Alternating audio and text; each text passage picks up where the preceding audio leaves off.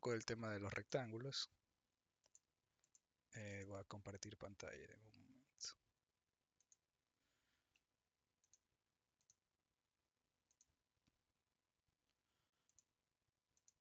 Ok, ahí estamos, ¿no? Ok, entonces estas secciones de ad hoc, introducción a Greedy y grafos, todo esto ya vimos, ¿no? Queda esta última sección y luego vamos a seguir teniendo entrenamientos semanales. No hemos terminado con los entrenamientos para nada. De hecho, aquí empieza la parte más chévere, más avanzada, donde vamos a ver las secciones de plata y también vamos a tener entrenamientos enfocados a la Ibero y a la IOI. ¿Ya? Entonces hoy vamos a terminar con la sección de bronce. Como pueden ver, aquí está clasificado como que son raros que salgan estos problemas, pero también son importantes. Vamos a ver primero, antes de ver los problemas, vamos a ver fórmulas comunes. Una de las cosas que se repite en estos problemas es intentar hallar el área de la intersección de dos o más rectángulos basados en sus coordenadas, o determinar si estos rectángulos se intersectan. Entonces, ¿cómo son esas fórmulas, no? Eh, entonces, depende mucho de cómo estén representados los rectángulos. Hay veces que los rectángulos están representados solamente con dos puntos, en la esquina superior derecha y la esquina inferior izquierda. Entonces, aquí les llaman TR por top right y BL por bottom left, a las dos esquinas. ¿Ya? La coordenada X es la coordenada que se mueve a la derecha y la coordenada Y es la que se mueve para arriba. Entonces, en base a eso, ¿cómo hallamos las áreas de los rectángulos? Eh, el área de un rectángulo es W por L, donde W es el ancho y L es el largo. Length es la longitud de los lados verticales y W es la longitud de los horizontales. Entonces, si tenemos las coordenadas X y Y de las dos esquinas, podemos fácilmente calcular el, el ancho y el largo del rectángulo, restando las coordenadas X de la esquina superior derecha con la de la esquina inferior izquierda. Eso nos da el ancho y el largo, las coordenadas Y. Entonces simplemente para hallar el área multiplicamos ambas diferencias y con eso sacamos el área. ¿Sí? Entonces aquí podemos ver long área, nos dan las cuatro coordenadas y simplemente calculamos las diferencias y las multiplicamos. ¿Ya? Eh, Eso para el área. Vamos a ver qué más.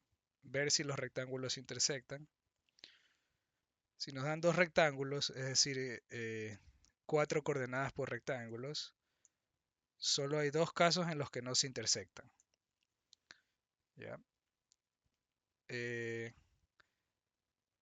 que son estas desigualdades de aquí. Si la esquina superior derecha del primero es menor o igual a la esquina inferior izquierda del segundo, entonces se pueden dar una idea, ¿no? Eh, claro, o sea que si el rectángulo está totalmente abajo del otro, o totalmente arriba del otro, y así, o sea, son como que les damos las vueltas a las desigualdades, pero básicamente si la esquina está totalmente alejada de la otra esquina, básicamente. Entonces, esos casos sí es útil, ustedes los pueden dibujar y darse cuenta, pero la forma en la que implementamos si se intersectan o no es no implementamos el chequeo si se intersectan, porque son muchos casos en los que se intersectan. Implementamos el caso en el que no se intersectan, porque son menos casos. Entonces aquí podemos ver, si se cumple una de estas cuatro desigualdades, entonces no se intersectan. Caso contrario, sí se intersectan. Hallar el área de la intersección. ¿Ya? Dice que asumimos que la, o sea, la forma en la que se ve la figura de la intersección de dos rectángulos es un rectángulo. Eso es, si los rectángulos son paralelos a las coordenadas, eso sí sucede.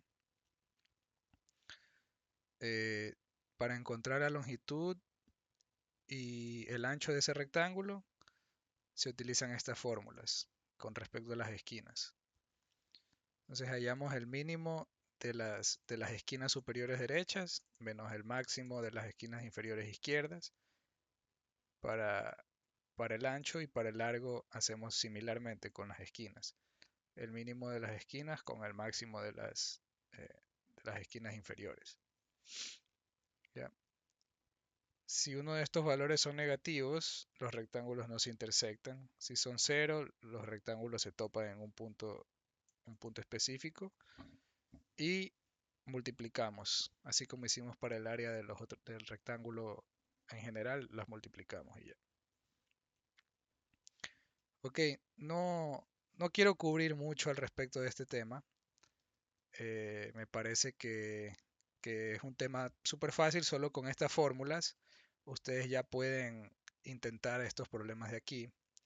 En particular me gustaría que intenten los dos problemas que están en la guía, ¿verdad? Estos dos de ejemplo, antes de ver las soluciones, que los intenten, porque son problemas de bronce, me parece.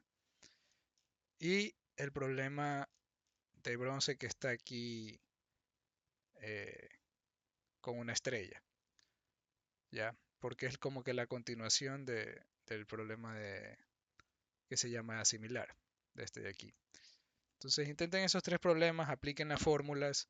Creo que con las fórmulas son más que suficientes para resolver. Entonces no es un tema muy complicado, ¿ya? Entonces lo siguiente que quiero hacer es discutir un poco, repasar lo que fue el examen y las ideas que se usaron. Entonces voy a ir, no tenemos los problemas escritos, entonces escribí en este editor, sí se puede ver, ¿verdad? Sí se alcanza a leer. Sí, Ya. Escribí en este editor lo que me acordaba de cómo eran los problemas y si se me pasa algo por alto, pues me dejan saber. Y aquí abajo vamos a ir poniendo las ideas que se nos ocurran o lo que intentaron. Quiero que sea más interactivo, o sea, vamos a ir uno por uno a ver si se acuerdan más o menos cómo fueron las ideas, ¿no? Yo creo que empezamos por el problema 2 porque creo que la dificultad en realidad fue problema 2 era el más fácil de lejos, luego el problema uno y luego el problema 3. Me parece que así terminó siendo. Y es algo importante que se les mencionó desde el inicio, me parece, que los problemas no necesariamente estaban en orden. Eh, Aunque uno siempre intenta leer el problema uno, intentar el problema uno, no necesariamente es algo malo. Simplemente hay que tener en cuenta de que si uno se lleva mucho tiempo en el problema uno, puede ser que alguno de los siguientes dos problemas sea más fácil. Entonces, de hecho, no sé si les ocurrió a ustedes, si ustedes se metieron mucho tiempo en el problema uno por ser el primer problema, pero a mí me ocurrió, por ejemplo. Yo sabía que no había leído ninguno de los dos problemas, que estaba enfocado en el problema uno porque me pareció interesante, pero que en algún momento debía saltarme, o sea, eran 5 horas, ¿no? Entonces, en algún momento, qué sé yo, si me tardaba 2 horas ya en el problema uno y no me salía, yo pensé, tengo que leer los otros problemas, porque si no, no voy a poder sacar puntos. Entonces, vamos a leer el problema 2 que era el más fácil. Creo que mm, este, creo que es bueno irlos resolviendo en orden de dificultad, ¿ya? El problema 2 decía que teníamos un arreglo de n números, queríamos quitar números de este arreglo, de tal forma que el arreglo restante tenga las siguientes propiedades. Que el arreglo sea creciente, es decir, que los números vayan creciendo. Creo que eran enteros positivos, ¿no? Que el arreglo vaya creciendo hasta un punto de quiebre y luego sea decreciente. Que los valores consecutivos no sean iguales y que sea simétrico. Es decir, que el número 1 va a ser igual al número n del arreglo. El número 2 va a ser igual a el n-1 y así sucesivamente. Entonces, ¿qué, más o menos qué es el arreglo restante? Es como una escalera, ¿ya? Se va a ver así, como que 1, 2, 3, 2, 1. Y el problema nos pedía hallar el tamaño del arreglo más grande que se puede formar quitando números del arreglo original y que tenga estas propiedades. Entonces, por ejemplo, si tenemos así 1, 1, 1, 2, 2, 3, 3, el tamaño es 5 porque podemos quitar el 3 y formar esta cosa de aquí, reordenándolos. Si tenemos 1, 3, 3, el tamaño es 1 porque tendríamos que quitar el 3 y el 1 y quedarnos solo con este arreglo de 3. Si nos quedamos con 1,3, eso ya no cumple porque el arreglo tiene que ser simétrico y para que sea simétrico tendría que haber otro 1 aquí, ¿verdad? Eh, de hecho, el hecho de que sea simétrico, bueno, voy a parar aquí y quiero tomar este, ideas de solución de qué cosas ustedes podrían observar acerca de este problema o qué se dieron cuenta si es que lo leyeron y lo pensaron.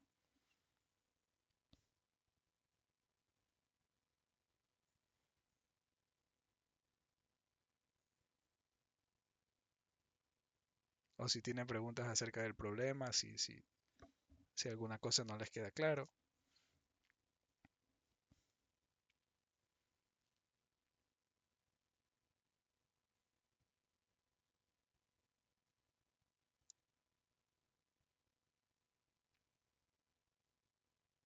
Ok, yo voy a ir dando mis ideas entonces. Y si tienen alguna idea, interrúmpame nomás y vamos conversando del problema.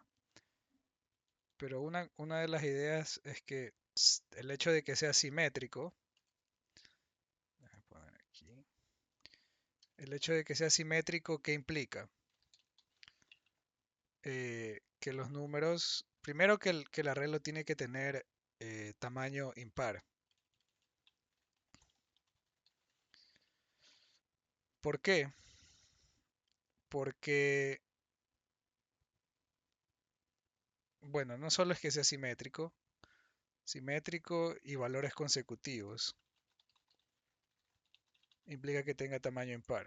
¿Por qué? Porque esto de aquí no es un arreglo válido. A ver, esto de aquí no es un arreglo válido, por ejemplo. Esto de aquí no es válido. ¿Qué otra cosa no es válida? Esto de aquí no es válido, como vimos, porque eh, necesitamos que sea simétrico, ¿ya? Y aquí este 3 no es simétrico. Entonces, que tenga tamaño impar ya es bastante importante. Además, tiene que ser creciente y decreciente, entonces tiene que ser algo así. A1, A2, así sucesivamente, y estos tienen que ser menores. Así hasta AK. Y luego tiene que venir de nuevo a 2 y a 1, ¿verdad? Tiene que ser algo así. Bueno, esto no, ya no son menores, en realidad tienen que ser mayores. Tiene que ser algo así el arreglo, ¿no? Y de hecho, ¿qué es lo que nos dice también el problema? Por ejemplo, la pregunta es, ¿cuántas veces puede aparecer A1 en el arreglo? O sea, el primer número, ¿ya? ¿Cuántas veces puede aparecer A1 en el arreglo? Dos. Sí y no. Sí y no. ¿Por qué? Porque... Dime. O sea, dos o uno creo que serían, ¿no? ¿Qué dices? Ajá. 2 o uno, porque si A1 es el único elemento, entonces solo puede aparecer una vez. Ya, entonces ese es un caso aparte, pero si, si el arreglo, si el arreglo que queremos formar es dos o más números, entonces A1 solo puede aparecer dos veces. ¿Por qué?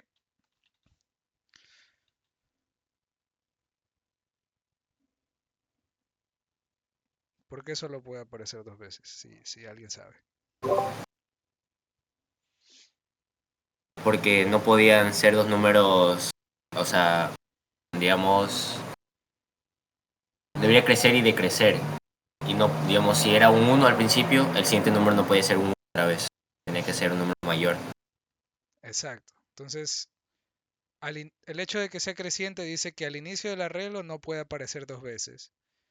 Pero el hecho de que sea simétrico requiere que aparezca por lo menos dos veces. Entonces, eh, eso nos dice que exactamente, de hecho, tiene que aparecer dos veces. ¿Ya? Entonces, esta es una muy buena observación.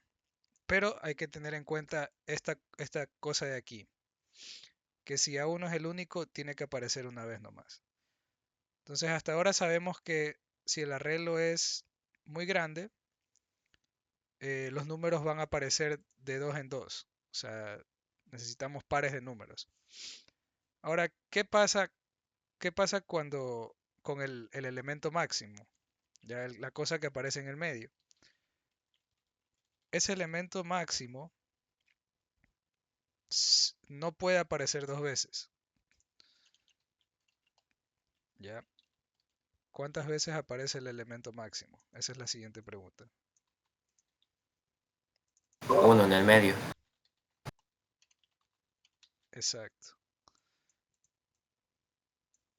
exactamente. Déjame quitar esto de aquí así. Ya. ¿Cuántas veces puede aparecer el elemento máximo? Solo una vez, porque valores consecutivos no son iguales.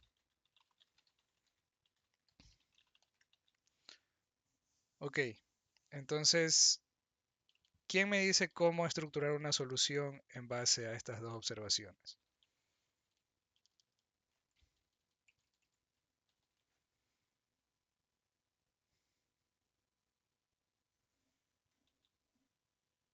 Alguien quizá que no sea Andy, porque creo que Andy sí resolvió el problema.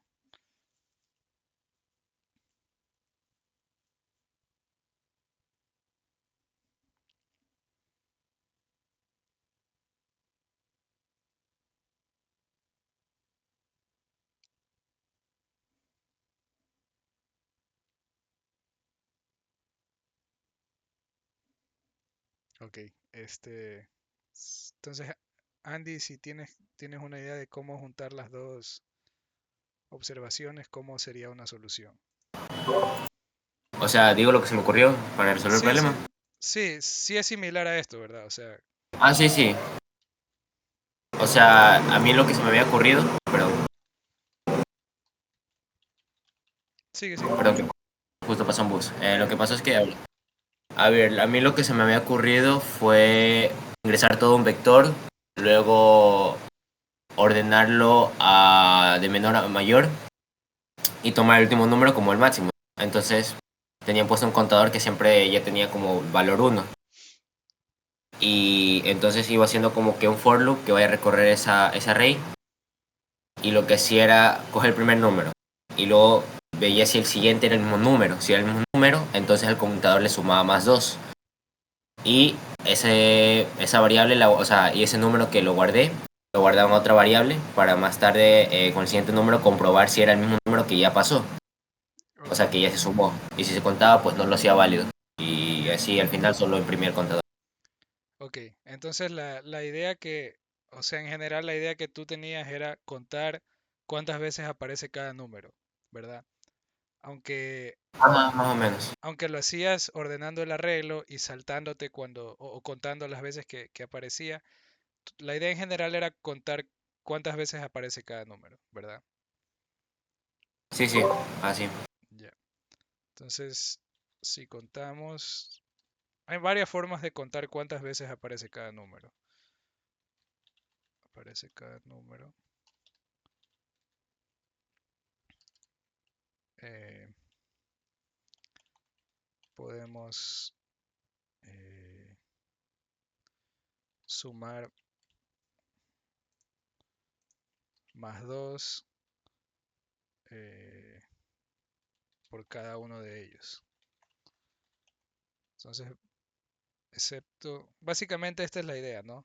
Sin importar cómo ustedes cuenten las ocurrencias de los números, cuántas veces aparece, por cada número que aparezca en el arreglo, eh, si aparece dos veces, si aparece dos o más veces,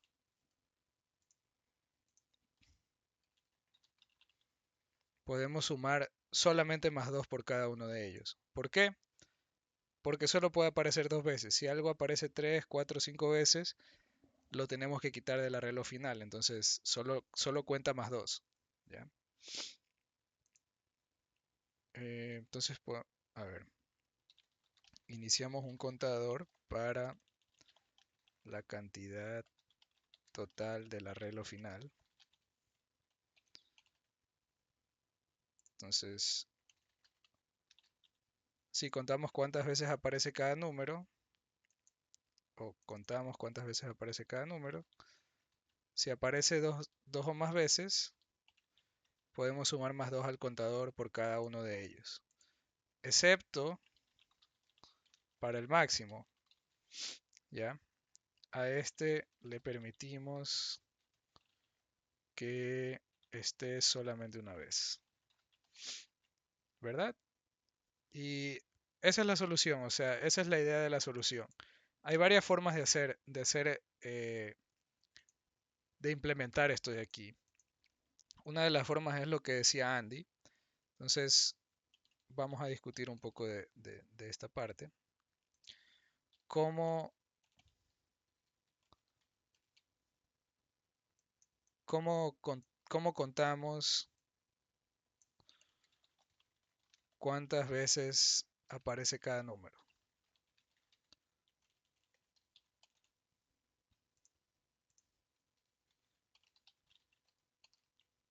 ¿Ya?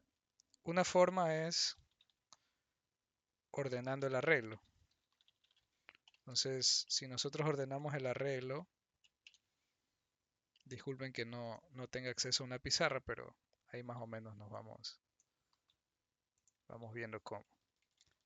Si nosotros ordenamos el arreglo, si nos dan un arreglo así, si nos dan un arreglo así y lo ordenamos y queda así, esto nos facilita el conteo porque podemos ir uno por uno. Vamos contando aquí, si es igual, ya van dos ocurrencias del número, si es igual, o sea, vamos iterando, ¿no? Van tres ocurrencias del número. Si ya no es igual, reseteamos el contador del número de veces y empezamos de nuevo con el contador del número de ocurrencias. Y seguimos haciendo lo mismo. Si es igual, ahora van dos ocurrencias. Si es igual, van tres ocurrencias. Reseteamos, ya no es igual, va una ocurrencia, va dos ocurrencias. Entonces así podemos contar el número de ocurrencias, ordenando el arreglo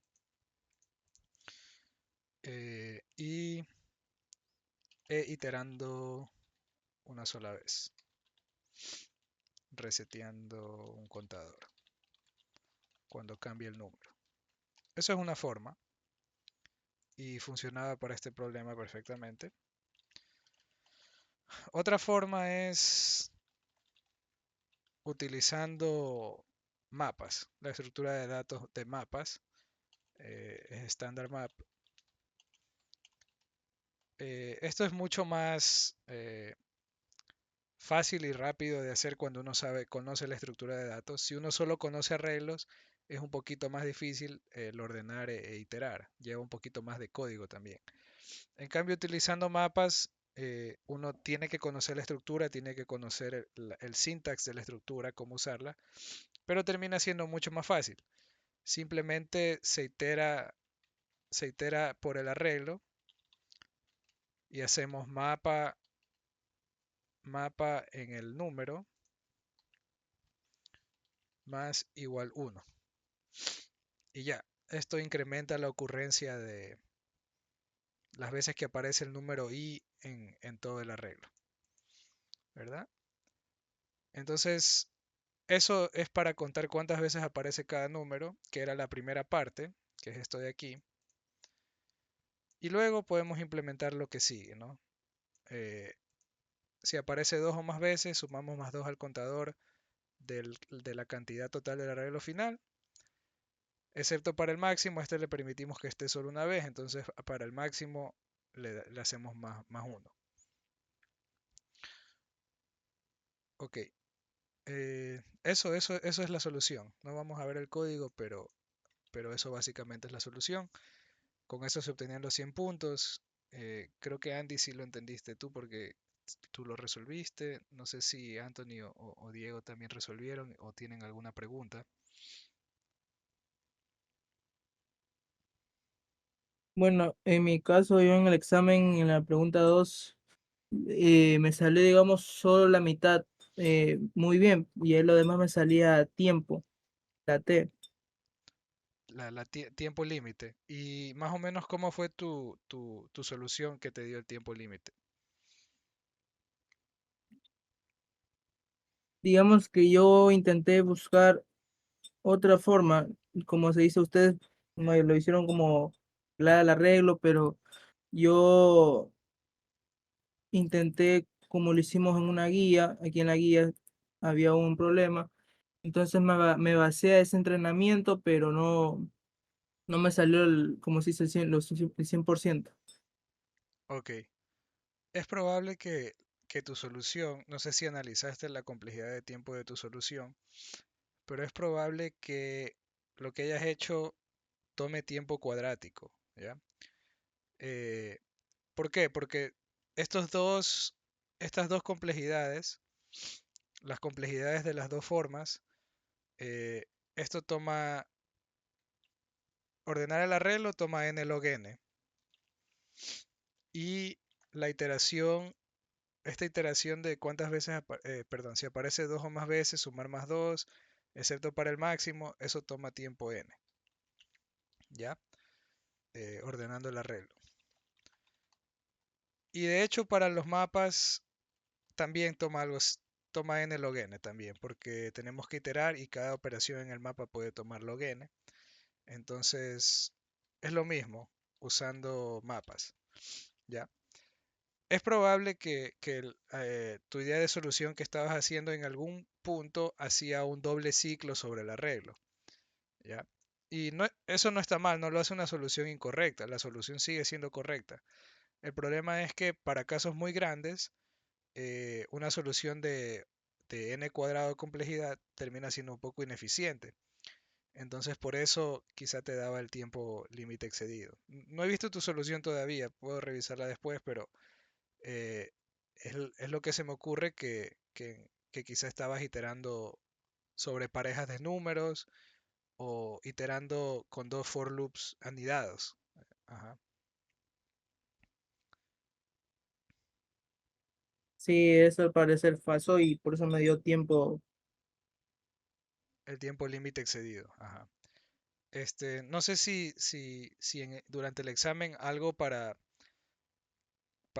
quizá mejorar, no sé si lo hiciste, es medir la complejidad de tu código. O sea, una vez que ya te dio el tiempo límite, decir, chuta, no me pasó el tiempo que quería, ¿por qué? O sea, ¿cuál es la complejidad del código que yo estoy mandando? Y comparar con los límites del problema. Esto lo hicimos creo que en la primera sesión, ya fue hace un tiempo, pero es aplicable a todos estos problemas, ¿no? Eh, no sé si lo habrás hecho, pero es algo que sirve mucho. Y O además, sea, cuando a mí ajá, me salió, perdón, cuando a mí me salió tiempo límite excedido, intenté buscar en el código a ver qué mismo pasaba, pero no, como se dice, no pude encontrarlo, entonces además tenía que seguir con los otros ejercicios y ya no podía, ya se me iba a sí, acabar el tiempo. sí, sí, sí. Eso también hay que tener en cuenta, que mientras el tiempo corre, es un poquito difícil mentalizarse. De hecho, a mí me pasó con el problema uno. Es un poquito difícil mentalizarse de decir, ok, paremos un rato, analicemos la complejidad de tiempo, pero uno tiene que intentar eh, tener en cuenta esa parte en el tiempo de resolución del problema. O sea, uno siempre tiene que, o sea, que tenerlo en cuenta que eso uno lo debe hacer durante el examen y darse el tiempo de hacerlo. ¿Por qué? No solo porque para darse cuenta si el código no es demasiado lento para el problema, sino porque al hacerlo y al medir la complejidad y al comparar con los límites del problema, uno se puede dar cuenta de qué tiempo debería llevar la solución más eficiente. Por ejemplo, en este problema, si uno veía que la solución de n cuadrado llevaba demasiado tiempo en base a los límites del problema, ¿qué es lo siguiente, qué es la siguiente complejidad después de ON cuadrado? O sea, si uno tiene ON cuadrado en la tablita, lo siguiente que sigue, creo que viene n log n. Viene n log n y luego n, ¿verdad? Entonces, si esto no funciona, ¿qué son las otras dos cosas que funcionarían? Serían algoritmos que resuelven n log n, entre ellos está ordenamiento o uso de mapas, o ODN, que es completamente lineal. ¿Y qué tipo de algoritmos resuelven eso? Solo una simple iteración o dos iteraciones. Entonces, una simple iteración o hallar el máximo, etcétera. Y para este problema, hallar el máximo sí sirve, pero no nos da la solución correcta, o sea, no nos da la solución completa. Entonces, ahí uno dice, quizá una simple iteración no funcionaría. ¿Qué es lo siguiente que puede funcionar? Un ordenamiento, un ordenamiento de n log n y usar esa información, o un uso de mapas. Entonces, no solo es para ver si la solución de uno excede el tiempo límite. De hecho, esa parte no es tan importante porque la plataforma ya te lo dice, la plataforma ya te lo evalúa. Para lo que sirve el medir la solución y comparar con los límites es para inferir qué tipo de solución sería la que resuelve el problema correctamente, o sea, de forma más eficiente. Para eso es lo que sirve el estar midiendo. Entonces uno tiene que darse el tiempo y acomodarse en el examen de que parte de la solución es hacer el análisis de tiempo. Es difícil, o sea, yo les digo porque después ya les comento lo que me pasó en el problema uno, pero en el problema uno, asimismo, por no medir la solución de tiempo, no, la complejidad de tiempo, no pude, no pude pensar qué era lo que podría funcionar. ¿Ya? Eso por el problema 2. No sé si tienen alguna pregunta o pasemos al problema uno.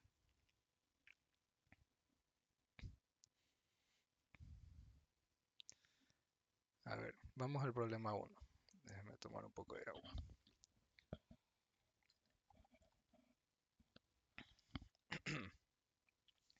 Ok, el problema uno era un piedra, papel, tijera con n símbolos. En cada juego, cada jugador selecciona dos símbolos de los n, pueden ser los mismos. Luego, habiendo visto los cuatro símbolos, al mismo tiempo ellos deciden cuál de sus dos símbolos escoger y juegan con ese símbolo, uno contra otro. Entonces, ¿qué es lo que nos pedía el problema? Nos decía que el jugador uno tenía t elecciones de dos símbolos, o sea, eran t juegos, y para cada una de estas dos elecciones de símbolos, queremos que el jugador 2 se asegure la victoria para ganarle en cada uno de los t juegos. O sea, y queremos contar, de hecho queremos contar cuántas posibles elecciones de dos símbolos tiene el jugador 2 que le ganen sí o sí a la del jugador 1. Entonces, ¿cómo nos daban la información? Nos dan la matriz incompleta o asimétrica de qué símbolo le gana a qué símbolo. Nos daban como W de win, L de loss o D de draw, ganar, perder o empatar. Nos daban el caso de piedra, papel o tijera, que aquí lo puse como rock, paper, scissors, RPS. Los tres símbolos se ven así. Esta era la matriz que nos daban para ese juego. Entonces, si era rock con rock, es draw, es de empate. Paper contra rock le gana, papel a piedra. Y paper contra paper empata. Scissors contra rock pierde, scissors contra paper le gana, scissors contra scissors empata. Nos la daban así, la matriz. Entonces, ¿cómo era el ejemplo? El ejemplo era algo así, que si el jugador 1 escoge paper rock, si son dos símbolos distintos, no hay ninguna elección que pueda hacer el jugador 2 para asegurarse ganar. ¿Por qué? Porque si escoge algo que tenga scissors, el otro le va a escoger rock, ¿verdad? Si escoge paper, el otro le va a escoger paper y le empata. Entonces, así sucesivamente. No hay nada que pueda asegurarse ganar. En cambio, si escoge paper, paper, papel y papel, entonces cualquier elección que contenga tijera, scissor, ya le asegura la victoria. Entonces, ¿cuántas de esas hay? ¿Cuántas de esas que contenga scissor? Ya. Hay 5 de esas, que son las siguientes. Scissors, cualquier cosa que contenga tijera. Tijera, papel, tijera, roca, tijera, tijera, papel, papel, tijera, roca, tijera. Son 5. ¿Ok? Entonces, quiero escuchar sus impresiones de este problema, qué pensaron en el examen.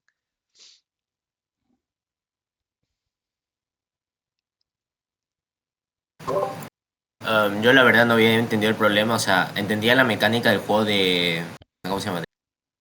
Piedra, papel o tijeras, pero habían dos cosas que me confundían. Primero, el hecho que en vez de decirle piedra decía hoof, que yo, o sea, lo traduje y me salía que era pezuña o algo así. Sí, Y entonces me confundía porque había palabras donde usaba hoof como la piedra para el juego o hoof como como que el posible movimiento, algo así entendí yo. Y la otra parte era la matriz incompleta que tú mencionas.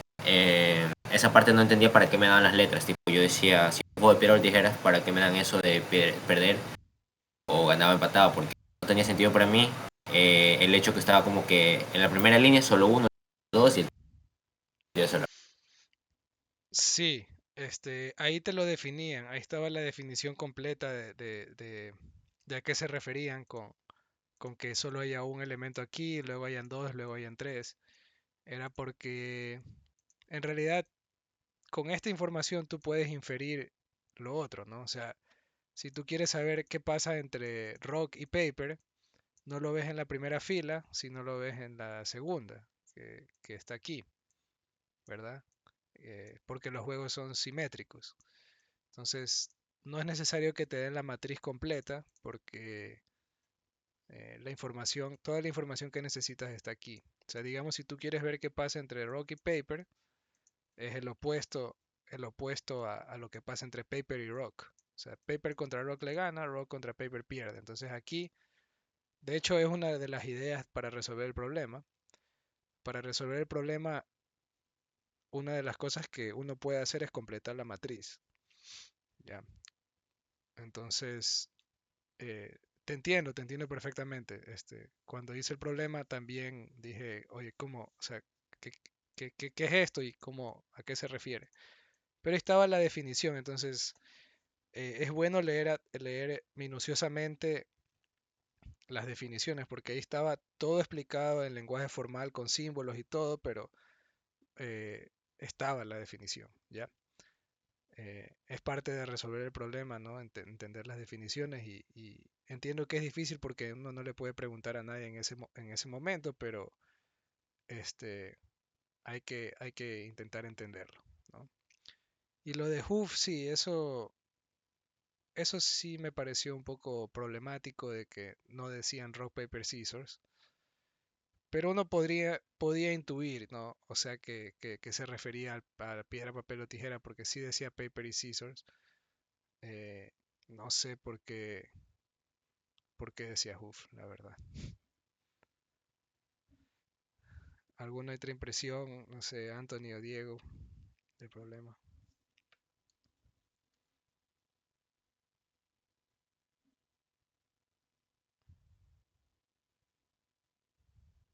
No, en mi caso no pude yo resolver ese problema porque como tuve la misma confusión, me puse a resolver el último.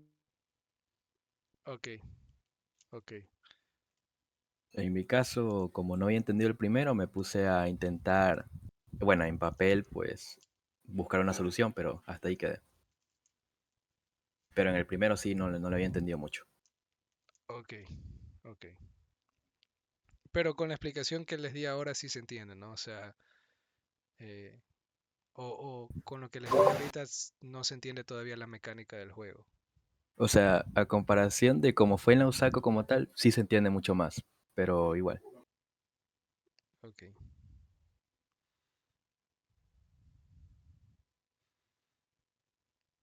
ok. Eh, ¿quieren que pase un poco el problema 3 y nos saltamos este por si quieren intentarlo por su cuenta o quieren que más o menos les diga las ideas y con eso intentan resolver? Yo sí voy a intentarlo yo mismo luego. Quieren intentarlo por su cuenta. Sí, sí, sí, porque ya entendí eso de la matriz.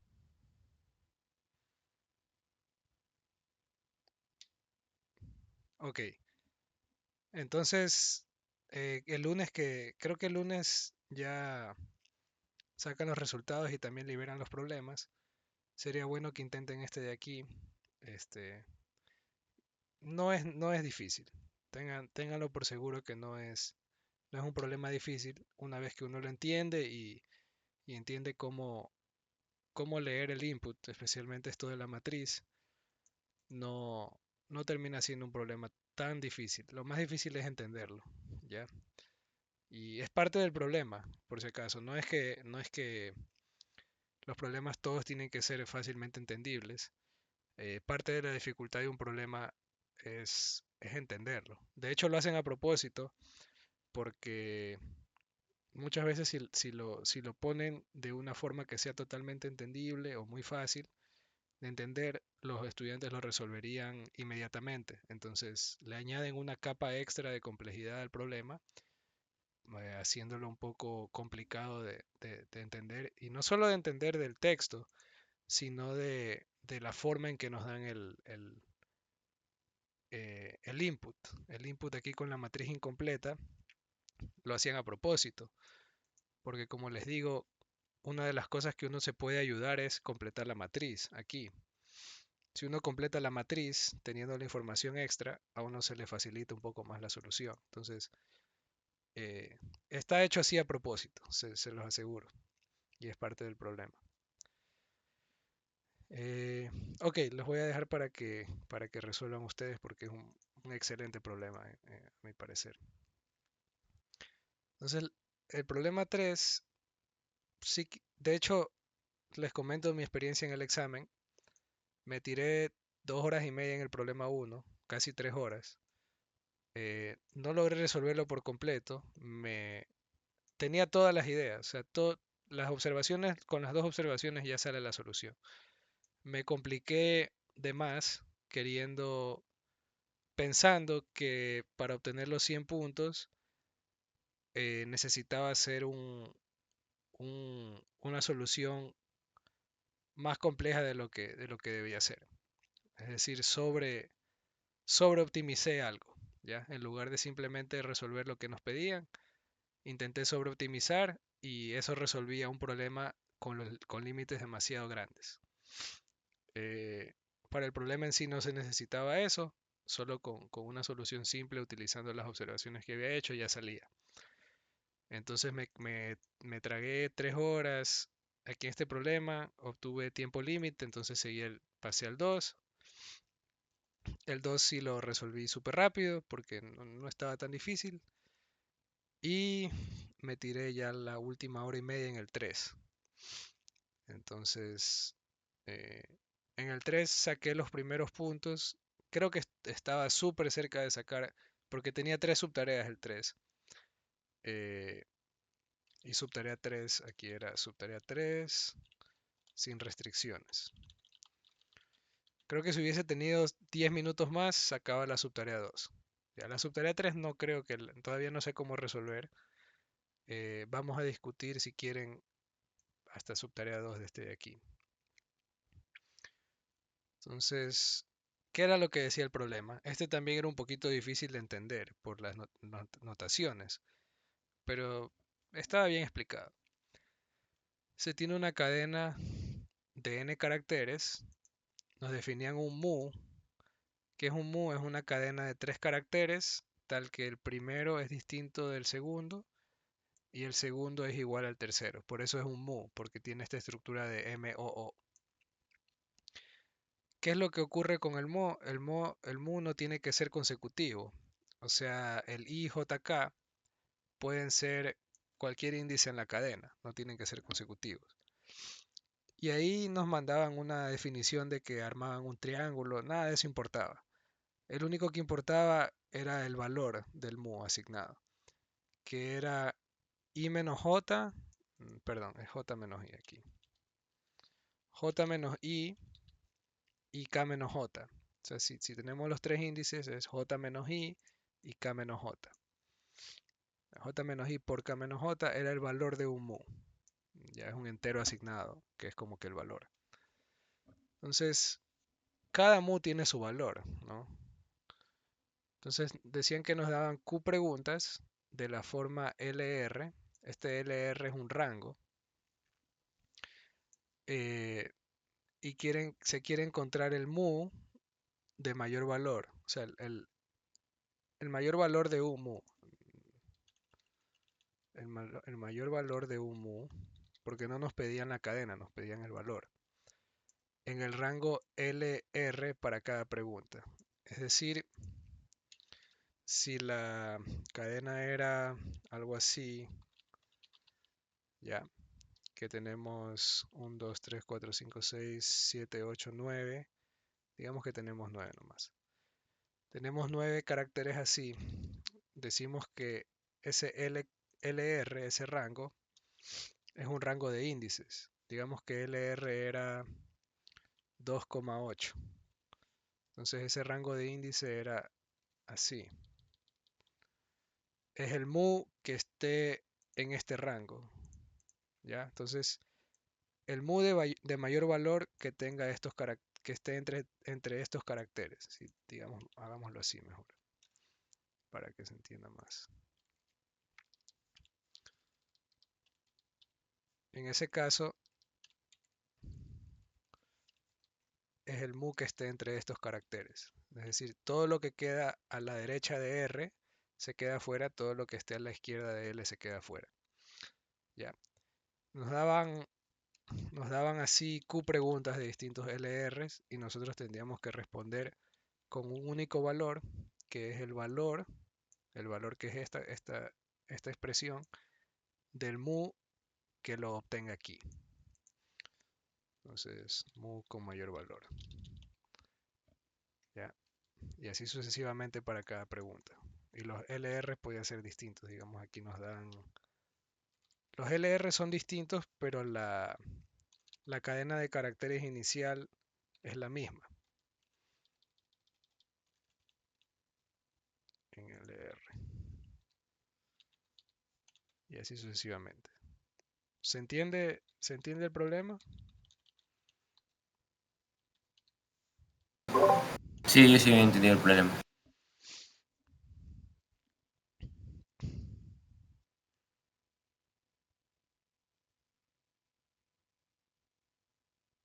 Anthony, Diego, ¿se entiende el problema o hay algo que no que quieran que les clarifique? Yo sí lo entiendo hasta ahorita.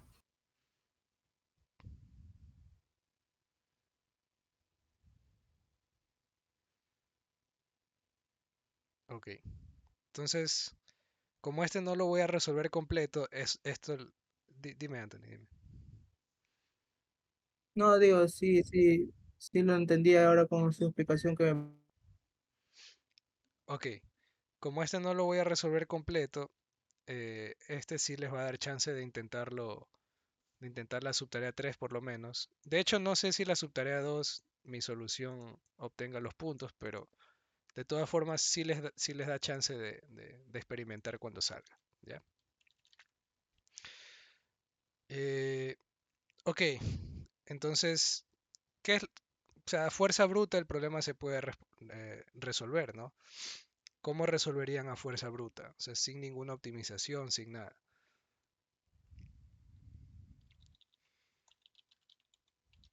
¿Qué es lo que se puede hacer?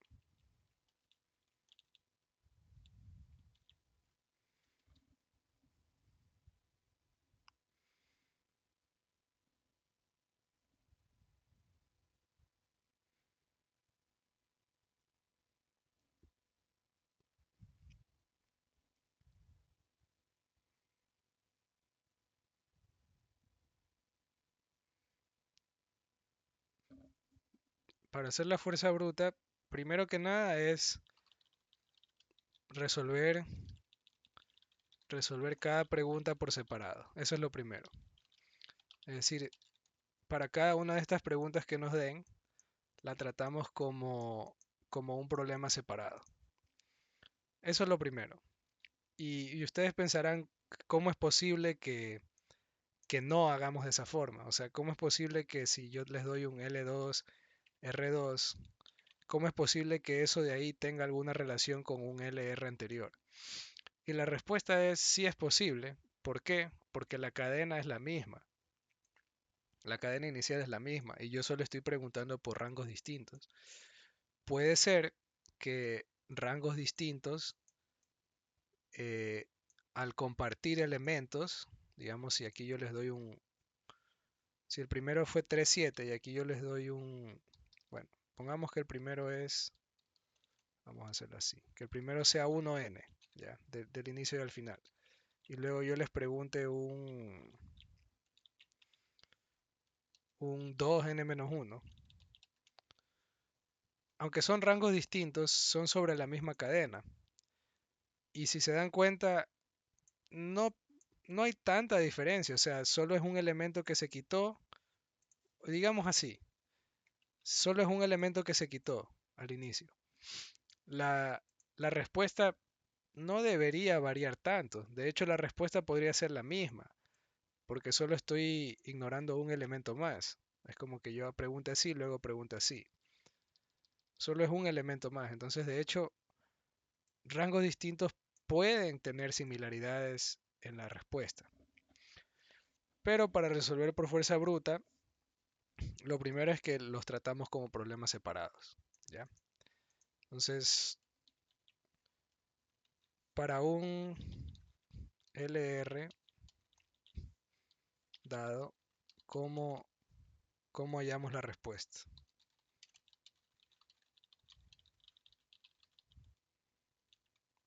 El mu el mayor valor de un mu.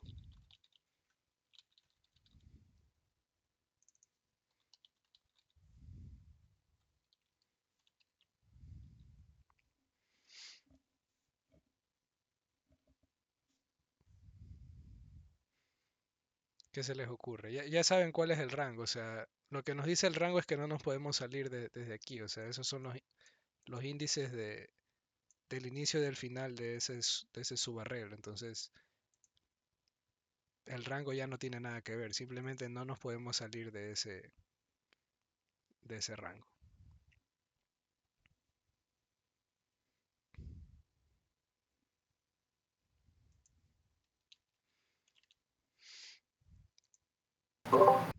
O sea, recorrer de uno en uno los valores que están dentro de los índices. Ok, recorrer de uno en uno, o sea, hacer una iteración, pero una iteración, ¿Ya deja de ser fuerza bruta? no deja de O, ser fuerza bruta, sino que depende cómo tú definas una iteración. ¿Te refieres a iterar uno por uno sobre los caracteres o te refieres a iterar sobre todos los posibles mus, los modos que existen? Sobre todos los posibles mods. Y eso se puede hacer en una sola iteración o necesitas varias. O sea, yo al principio había hecho con una sola iteración y por eso es que me salía mal. O sea, me salían, del ejemplo de muestra, de los 5 casos que provenía, me salían 4 bien y uno mal. Porque solo hacía con una iteración. Ya, Porque según yo, o sea, lo que yo había entendido el problema es que el máximo se podía tener únicamente si tomamos ambos índices y un número del medio cualquiera. Y nunca consideré mover eso de los, ¿cómo se dice? De los límites, moverlos. claro. Es que, ajá, eso es importante. De hecho, si nos olvidamos de que qué es un mu, olvidémonos de qué es un mu, ¿ya? Y simplemente recordemos qué es el valor. Si algo no es un mu, ¿qué es esto? O sea, si no es un mu, igualmente es una subcadena. No sé si cómo decir, es una tripleta de caracteres. Porque una subcadena tiene que ser consecutiva, me parece. ¿Ya? Pero sin importar que los índices cumplan esto, aún así es una cadena de 3 caracteres. Entonces, ¿cómo iteramos sobre, o sea, qué es lo que queremos hacer? Hallar el máximo valor entre todas las cadenas de 3 caracteres. SI, SJ, SK. Olvidemos que es un mu, ¿ya? Entonces, ¿cómo hallamos todas las posibles cadenas de 3 caracteres?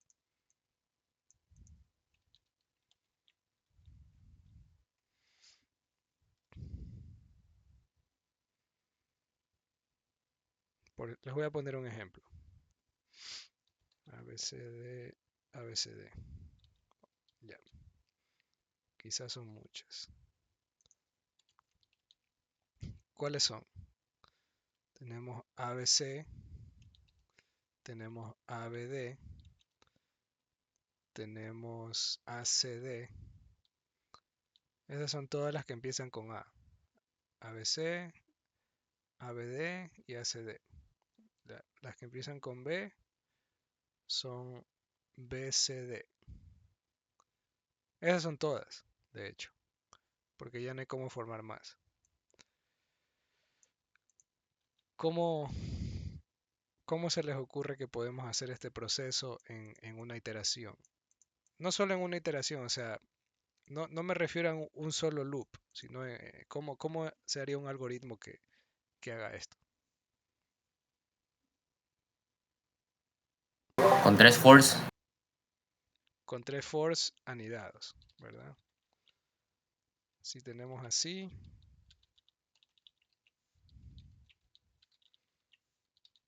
podemos recorrer con 3 loops. Eh, lo único que hay que cambiar es los límites. El límite de i es L, porque L es el rango, el índice de la izquierda. Y menor o igual a n-2, porque solo, o sea, el primer elemento tiene que ser, no se puede cruzar con estos dos de aquí. O sea, i solo puede ir desde L. En realidad no es n, sería r-2.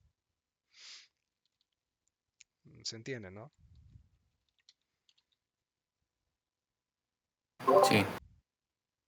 Anthony Diego se entiende y que es el primer elemento de la subcadena tiene que ir desde L y tiene que dar espacio para los dos siguientes caracteres, por eso es r-2, Sí, ¿verdad? sí se entiende. Ya, perfecto. J es el segundo, J va desde L más 1, de hecho no, porque no se puede cruzar con I, tiene que ir desde I más 1 hasta r-1. 1 a J. Y K va desde J más 1 hasta R. E incrementamos en 1. Entonces, ¿qué es lo que esto hace? Esto nos da todas las cadenas de 3 caracteres en el rango L, R, sin contar que son mus o no. ¿Ya? Pero eso es fácil de evaluar. Entonces aquí ya tenemos las cadenas. Una cadena IJK. Podemos chequear si es mu o no. Eso es fácil. ¿Cómo chequeamos si es un mu o no es un mu? Solo esto lo hacemos así. Solo usamos esta condición. Ya. Que esto no sea igual a esto. Y que esto sea igual a esto. ¿Ya? Es un mu. ¿Y qué es lo que hacemos cuando es un mu? ¿Qué es el valor que queremos acordarnos?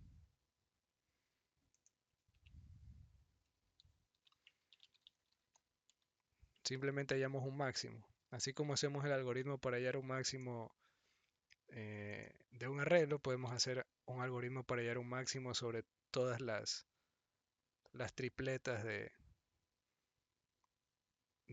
cadenas, de caracteres. Entonces, valor es igual a esta cosa. ¿Dónde está esto?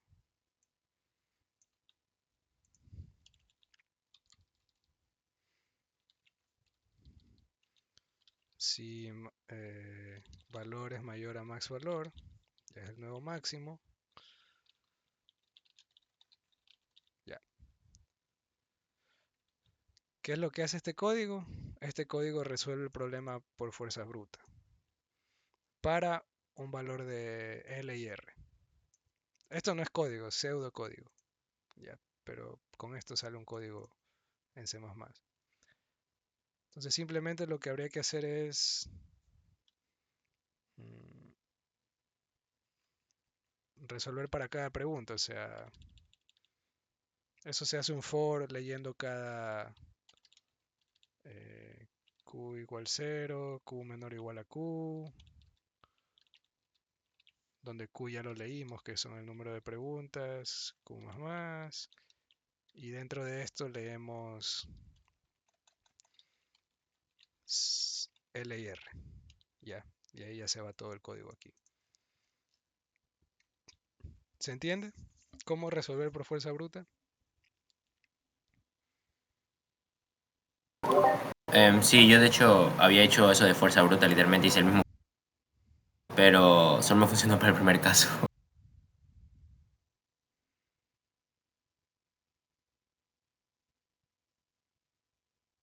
Creo que Antonio o Diego querían decir algo también.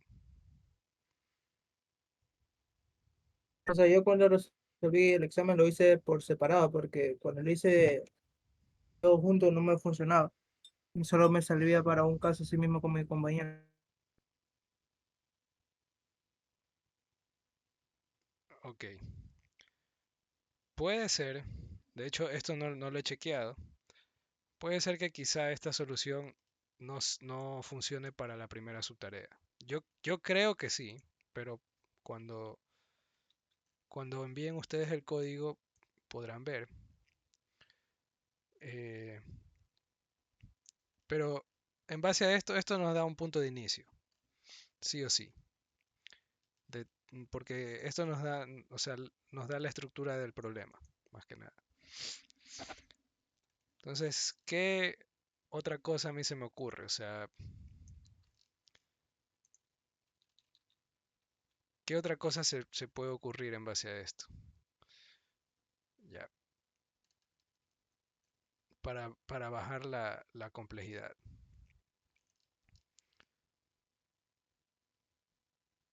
Ya. Digamos que una idea que a mí se me ocurrió y creo que eso fue lo que me hizo resolver en la primera subtarea, es intentar utilizar esta propiedad para hallar el valor de k. O sea, digamos que hay varias formas de que se puede resolver, pero supongamos que tenemos ya IJ, digamos. ¿Cómo,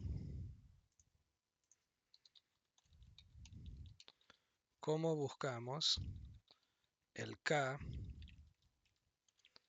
que maximice el valor de esta cosa? Que eso es lo que queremos hacer. Nosotros no nos importa, solo nos importa un K si ya tenemos I y J. No nos interesa, no nos interesan otros K. Entonces, ¿qué se les ocurre en base a esta expresión? Si ustedes ven esta expresión de aquí, ya tienen esto. Esto ya lo tienen, el primer multiplicativo. Y ya tienen esto. ¿Qué le falta para maximizar la expresión?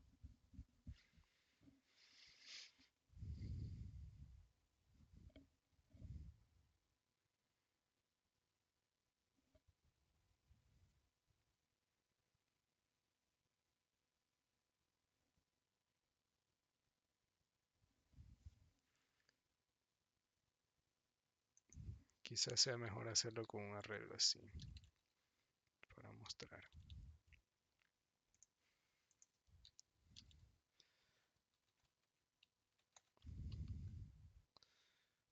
Eh,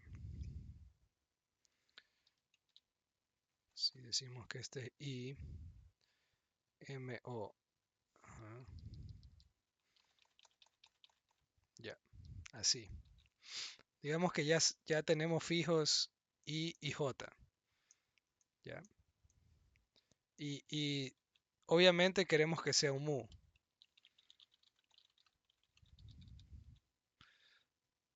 Ya. ¿Cuál es el K que escogerían que maximice? Sí, ajá. Tenemos toda esta región para escoger. A ver. Tenemos de aquí, para poner hasta acá. Tenemos toda esta región para escoger. El último. Ya, ¿y qué pasaría si hay algo así?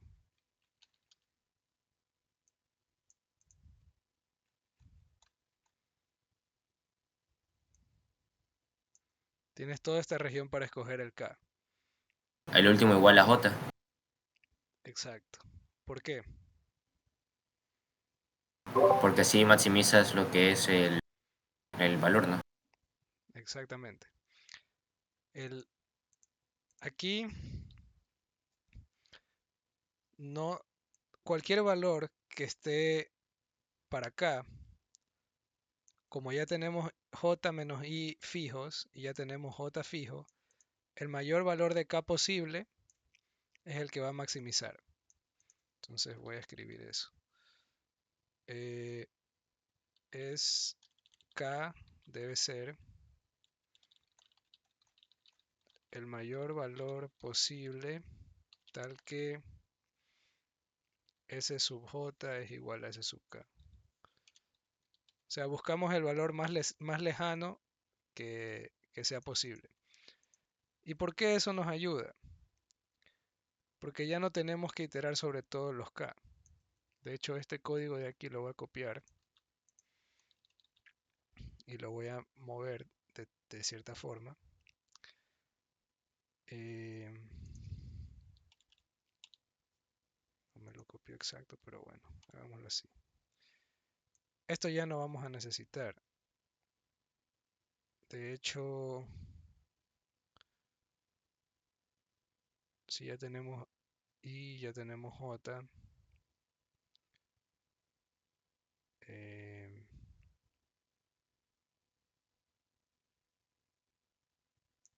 tenemos que iterar desde... ah,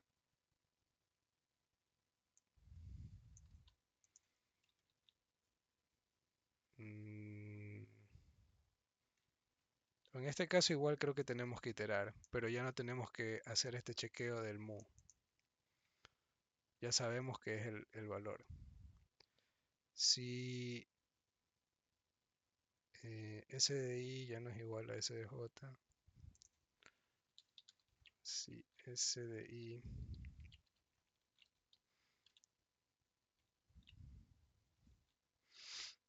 o podemos iterar desde R hasta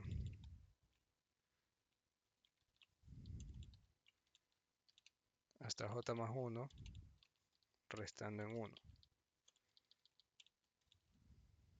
¿Ya?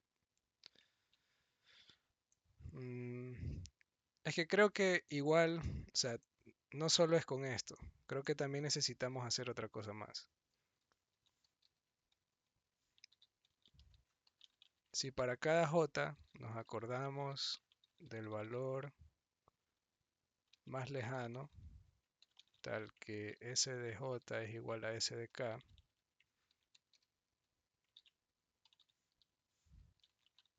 podemos utilizarlo. Eso fue lo que yo hice, de hecho.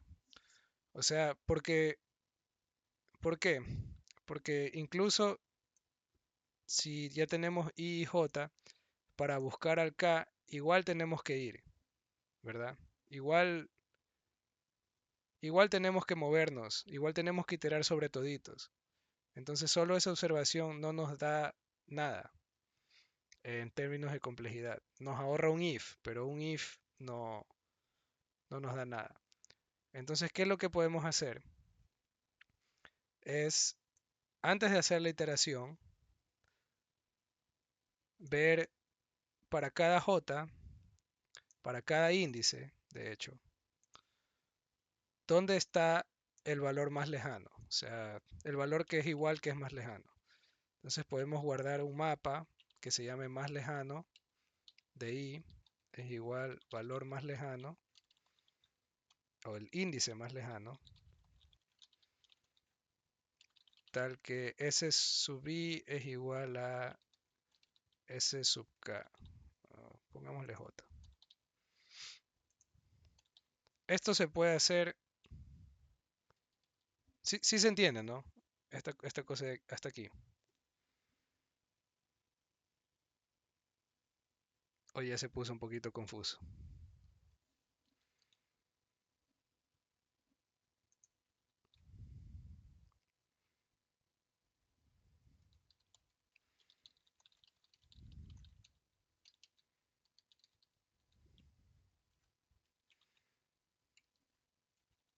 No voy a hacer el código de esto de aquí. O sea, esta computación de un arreglo que se llame así más lejano, esto se puede hacer en n cuadrado. Pero cuando hacemos este arreglo, ahí sí nos facilita un montón. ¿Por qué? Porque esto ya nos elimina todo esto. Y ahí solo tenemos que hacer así. Ahí hacemos máximo valor o valor o así. K es igual a más lejano J. ¿Por qué? Porque es el índice más lejano que cumpla la propiedad del MO, ¿verdad? Entonces ya sabemos que el valor va a ser esto y simplemente hacemos lo mismo de aquí.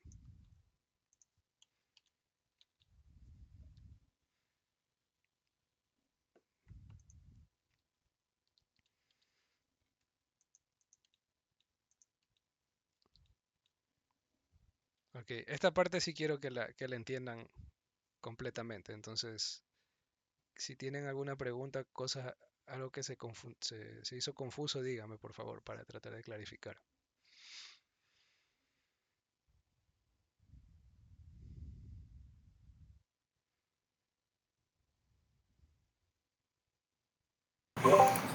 Algo que me quedé confundido es cómo sacaste el valor de J. O sea, cómo decides que ese va a ser la letra del medio, sí. Ah, porque para la letra del medio sí iteramos sobre todas las posibles. Para la letra del medio sí seguimos iterando. Simplemente lo que dije aquí es, supongamos que ya tenemos un IJ, pero el IJ sí se hace con una doble iteración. Se sigue haciendo. Ah, ya, ya. Lo que quiero hacer es enfocarme en qué pasa dentro de cuando ya tenemos un IJ. Pero el IJ igual se saca con doble iteración.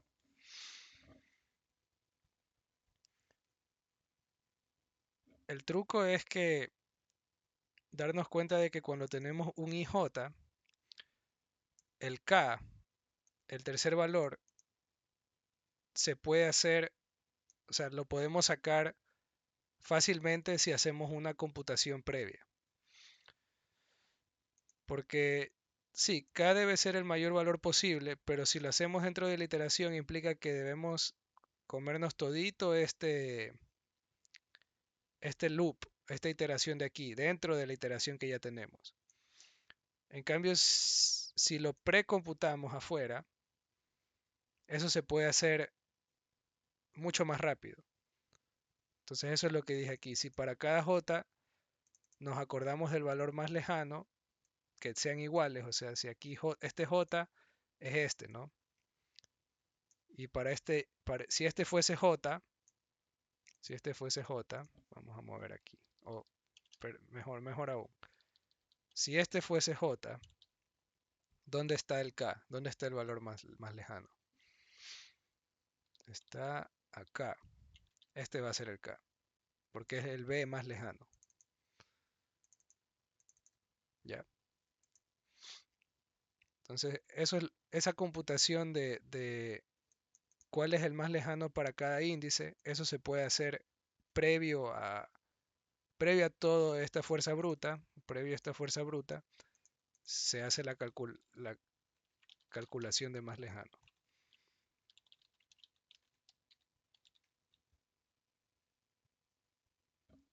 ¿Se entiende o no se entiende?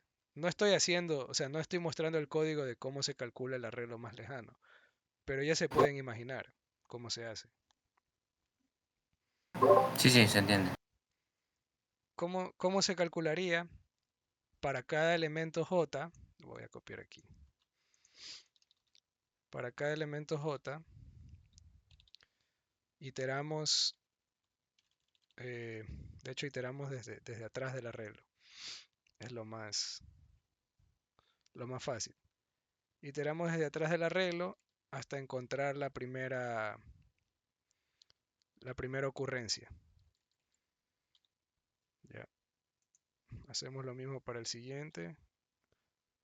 Aquí quedó el K1. Vamos a ponerle J1, J2, K1 es este A, K2 es este B. Ya. Entonces para J1 es K1, para J2 es K2. Y eso va a tomar tiempo n cuadrado, porque para cada número empezamos a iterar el arreglo desde atrás otra vez. ¿Ya? O puede hacerse también desde adelante, simplemente que es más complejo porque hay que acordarse de la última ocurrencia de ese valor y llegar al final, ¿no? ¿Se entiende o no se entiende? Aparte sí. Anthony, Diego, está un poco confuso. En parte sí se entiende, pero ¿puede explicarlo un poquito mejor? Ya. Voy a intentar explicarlo otra vez desde aquí. Esto sí se entendió, ¿verdad? Lo de hallar todos los moves posibles y calcular el mayor valor, ¿verdad? Sí, eso sí. Ya. Mi meta es eliminar esto. O sea, porque hasta aquí esto es tiempo cúbico. Ya son 3 loops anidados, tiempo cúbico. Mi meta es por lo menos bajarme a tiempo cuadrado. Entonces, ¿cómo hago eso? Es suponiendo que el i, j ya es fijo y intentar buscar una manera de que el k me caiga fácil, o sea, en tiempo rápido, que no tenga que hacer una iteración. Entonces, la primera idea es cómo buscar, o sea, si ya tengo el i, j, cómo buscar el k que maximice este valor y siga siendo un mu, obviamente. Eso es lo importante, o sea, que tenga la estructura de que i no sea igual a j, pero j sí sea igual a k. O sea, s de j tiene que ser igual a s de k, sí o sí. Entonces, aquí puse un ejemplo, si i y j son estos dos números, ¿cómo encuentro el k correcto? El k correcto es el valor, si j es b, tengo que buscar el b más lejano. ¿Por qué? Porque si escojo un b más cercano, vamos a hacer el ejemplo. Vamos a escribir los números. El valor de j menos i por k menos j, si yo escojo un b más cercano, si escojo el k aquí, ¿cuánto es? J menos i es 2 menos 1 y k menos j es 1, 2, 3, 4, 5 menos 2. ¿Eso cuánto es? Eso es 3. Si escojo el k más lejano, eso es 2 menos 1. Y en cambio el valor de k está por acá, lejísimos. 1, 2, 3, 4, 5, 6, 7, 8, 9, 10, 11. Se pone que es 14. ¿Ya? Y el de j queda fijo. Entonces el valor me da 12. Entonces siempre conviene escoger el k más lejano tal que sean iguales, que sea igual a j. ¿Ya? Esto es lo que puse aquí. Ahora, ¿por qué esto no es suficiente? Esa es la parte que creo que está un poco confusa. Porque aún así, vamos a escribir el código. Digamos, si yo estoy aquí,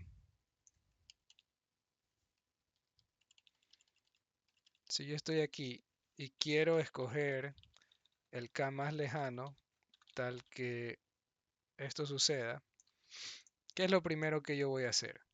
¿Qué es lo que yo tengo que hacer? Es iterar. Sí o sí tengo que iterar.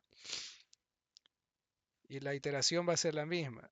Va a empezar desde j más 1 hasta r.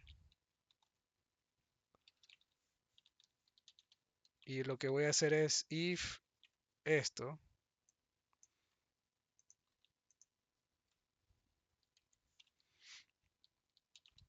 Aquí ya tengo mi k. ¿Verdad? Eso es lo que estoy haciendo. Bueno, para el k más lejano sería al revés. Sería así. K mayor o igual, porque vamos a hacerlo al revés. Estamos haciendo la iteración al revés. K igual a R, K mayor o igual a J más 1, menos menos K. De esa forma hacemos la iteración desde atrás para encontrar el último K. Ya tengo mi K más lejano, ¿verdad?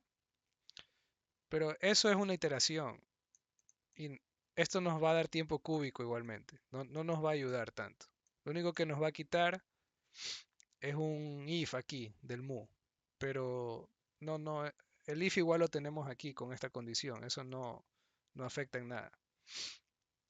Entonces, hacer esto no nos quita tanto tiempo, de hecho. Pero sí nos da una idea importante.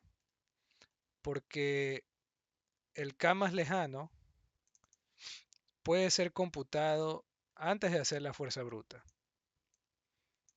de tal forma que cuando yo entre a esta iteración ya no tenga que hacer la iteración, simplemente accedo al arreglo más lejano. Entonces, ¿qué es lo que yo voy a hacer? Les voy a mostrar cómo se calcula más lejano. Más lejano es un arreglo de n elementos, uno para cada índice. Voy a ponerle j solo por ponerle j. Y, perdón, j. Ya. K. Voy a iterar desde atrás. K igual a n. K mayor o igual a j más 1. K menos menos. Ya. Si S de J es igual a S de K, ya tengo mi K. Entonces, más lejano en J es igual a K. Y me salgo. Me salgo del loop. Me salgo de este de aquí. Continúo con el siguiente K. ¿Se entiende? ¿Se entiende cómo se calcula más lejano? Anthony o Diego.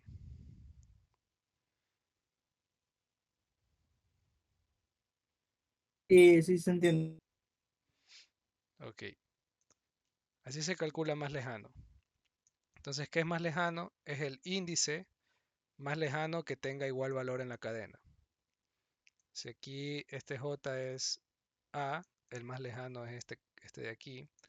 Si es B, es este de aquí. Si es C, es este de acá. Y así sucesivamente. Si es un valor que no tiene igual, por ejemplo, este D, se le pone un menos 1, ¿ya? Porque no hay otro valor igual. Eh, entonces, combinando las dos ideas, aquí cálculo de mayor valor.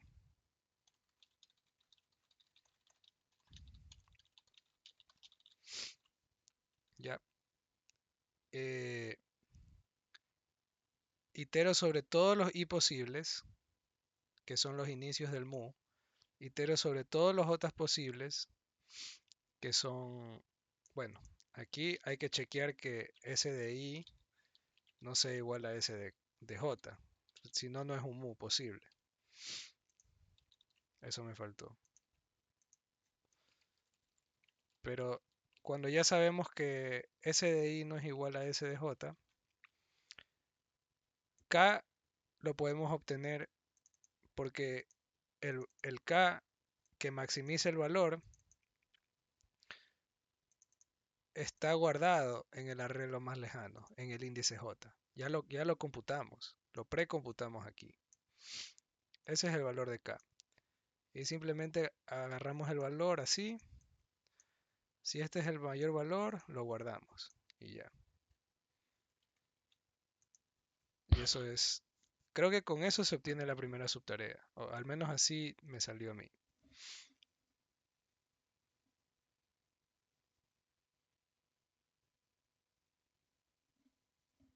¿Se entiende? ¿Se entendió lo de más lejano o está complicadito? Un poco rebuscado.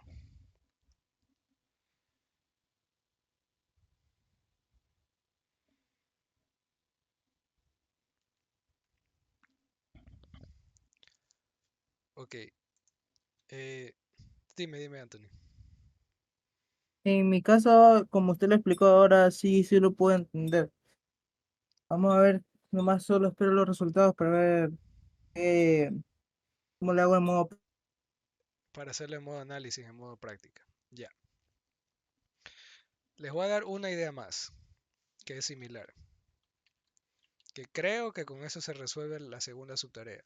Creo, no estoy seguro. Pero es algo similar, o sea, Una vez que yo hice esto y sí me dio la primera subtarea, se me acabó el tiempo poco después y después ya almorzando, ya pensándolo después, dije, chuzo, quizá no estaba tan lejos. Nosotros nos enfocamos en I, J aquí. Y desde I, J intentamos sacar K. Eso fue lo que hicimos en la anterior subtarea. ¿Qué pasa si nos enfocamos solo en J? En el medio, no en I ni en K, que creo que es lo que estaba diciendo Andy al inicio. Ya. Si nosotros nos enfocamos solo en J, ¿qué es lo que podemos hacer?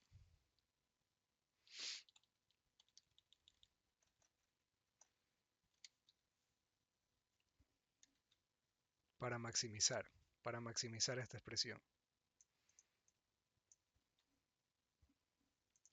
Usando ideas que ya hayamos usado. Por favor, alguien.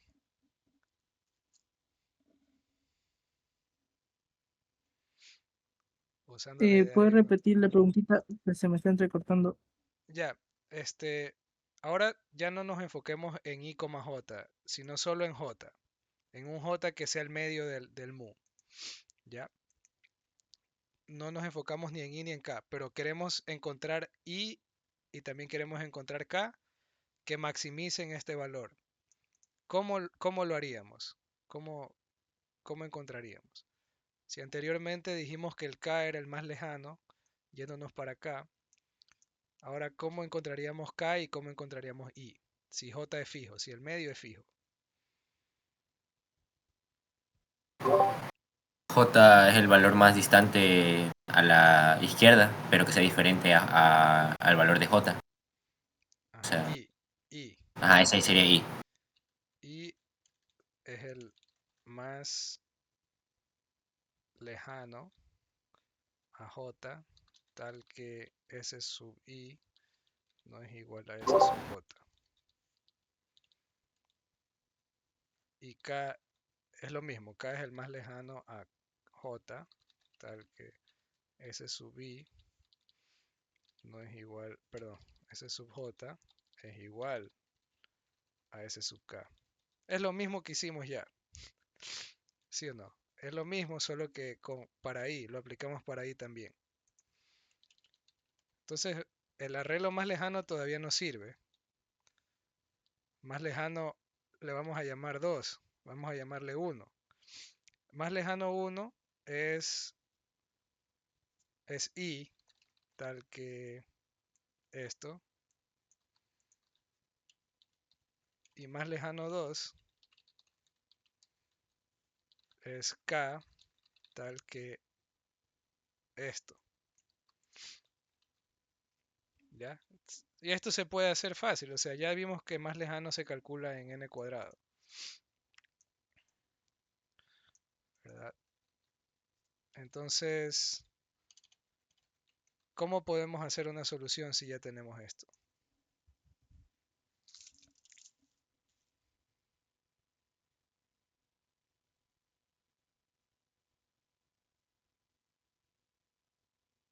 De ahí solo queda calcular, ¿no? Ajá. De ahí simplemente tendríamos que iterar para todos los posibles j. Iteramos sobre todos los posibles j usando i igual más lejano j y k igual más lejano 2j. Ya. Creo que con esto se debería poder resolver la subtarea 2, donde nos decían que solo había una pregunta y que, y que era todo el rango, o sea que el rango era toda la cosa completa.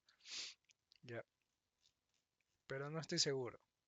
No estoy seguro y tendría que intentar, pero creo que la idea de usar el más lejano que vimos en la idea anterior se puede extender para usar el más lejano tal que cumpla esto y utilizar las dos para encontrar las dos esquinas del mo que nos da el mayor valor y con eso ir sacando la solución. Eh, Más o menos si se entendió esta parte final de cómo extendimos la idea.